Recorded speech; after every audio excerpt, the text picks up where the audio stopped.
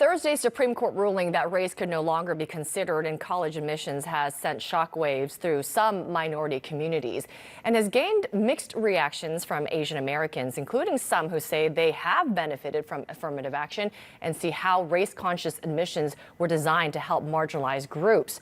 Joining me now to discuss is Kenny Xu. He is the president of Color Us United and a member of the board for Students for Fair Admissions. That is the group that sued Harvard and the University of North Carolina, saying the schools discriminated against white and Asian American students. And Marita Etcubanez, she is the vice president of strategic initiatives for Asian Americans advancing justice. That group supports affirmative action and has denounced the Supreme Court's decisions as being harmful to all people of color. Welcome to you both. Thank you so much for joining me. Let's start with you. Both your reactions, and Marita, we'll start with you because you and your organization say that this ruling will particularly hurt Southeast Asian communities, Pacific Islanders, and Native Hawaiians.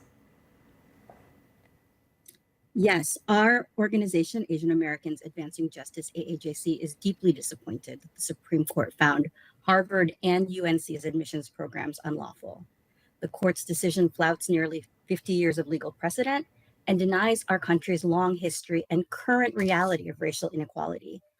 We know that race and racism continue to shape so many aspects of our lives.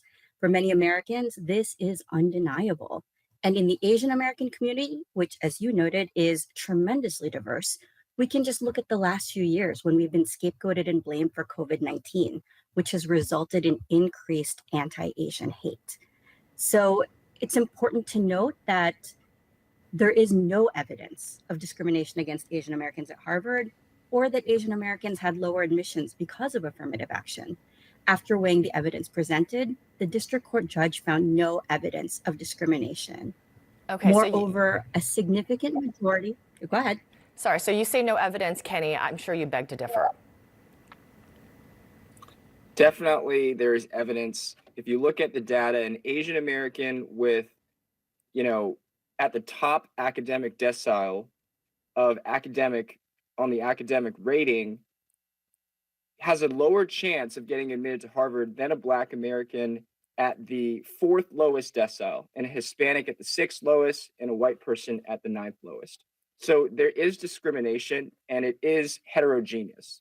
Now, in terms of what Marita said about, Asian Americans, facing discrimination in this country, of course, Asian Americans have been historically discriminated against. This is why this ruling is important, because it shows that Asian Americans should be treated on the dignity of their accomplishments, not based on their race. Okay, but do you agree with what Marita had to say that, Asians, I feel like there's also concern amongst Asian Americans who say, we are not a monolith, right? Asia is obviously a huge continent with dozens of countries representing many cultures, hundreds of languages. And when you look at the Asian American experience in America, it's vastly different, right? Not just with the cultures, but also socioeconomic status and the access that you have. So would you agree that affirmative action may have benefited a certain group of Asians, whereas it hasn't for another group? No, I think affirmative action has hurt Asian Americans in general, because here's why. You see what Harvard did with the personality score. When Asian Americans applied to Harvard, Harvard utilized this personality score to rate Asian Americans lowest among all of the races. They had the highest academic ratings, the highest extracurricular ratings, highest teacher recommendations, second highest counselor recommendations, and Harvard rated them lowest on the personality score. That's inexcusable. Those things are correlated with strong personalities. Those things are correlated with self-determination, independence, hard work, self-discipline. Why can't Harvard see past that? Instead, they just see test-taking robots with no personality. That's why I believe that this ruling was important, to stand up for the dignity of Asian Americans. Marita?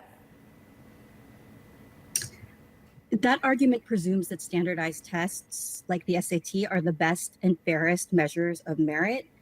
The students that Advancing Justice AAJC and other civil rights groups represented spoke powerfully about the importance of holistic review and considering factors beyond test scores.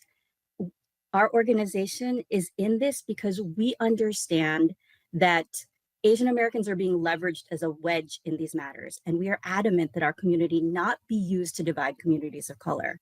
Alongside our allies representing diverse communities, we will continue to fight to advance educational equality and racial justice for all. Kenny, let me just pick up on what you were saying regarding, I guess these stereotypes, right, about Asians being docile and, not having a personality and perhaps being, smarter and working harder. So you're saying that the Supreme Court decision basically validates this model minority myth. Is that what you're saying quickly?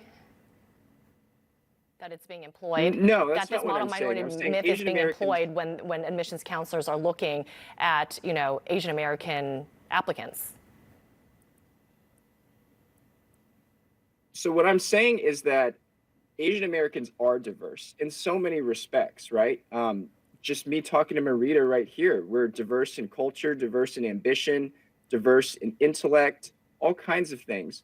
But what Harvard did by lumping Asian Americans into this personality score is they really, flattened Asian Americans and sought to But find by a lumping them racial into this balance. personality score, they're relying on stereotypes, right? And so the reason why I bring that point up is, that what people would say, well, that's the argument as to, it shows that there is systemic racism when it comes to, admissions at the higher, education level. And perhaps these myths and stereotypes also apply to other minority groups like Blacks and Hispanic students, right? And so if that is happening, at a systemic level when it comes to admissions, then why not level the playing field with affirmative action?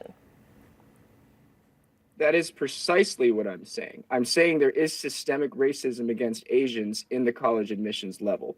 And by the way, there's racism against Black Americans at the college admissions level. Look at the way that Harvard patronized Black Americans. They lowered their standards in terms of their SAT, in terms of recruitment letters to Black Americans, in terms of their admissions rates to Black Americans. They didn't want Black Americans for their individuality. They wanted Black Americans because they were Black. Marita, are you concerned that this is just going to drive a wedge between the Asian American community and Black Americans? Yes, that is of deep concern. I think it's obvious that we're fundamentally at odds here, the two of us speaking today. I don't agree with the Supreme Court's move towards colorblindness. That is not how we should be interpreting our Constitution. And it's vital that we continue to work in solidarity with communities of color to advance educational equity. We believe that affirmative action benefits all, including Asian Americans, and we need all the tools at our disposal to assure that the doors of opportunity remain open to all students. Kenny Xu and Marita Etcubanez, thank you very much for this conversation. Appreciate it. We'll be back after this.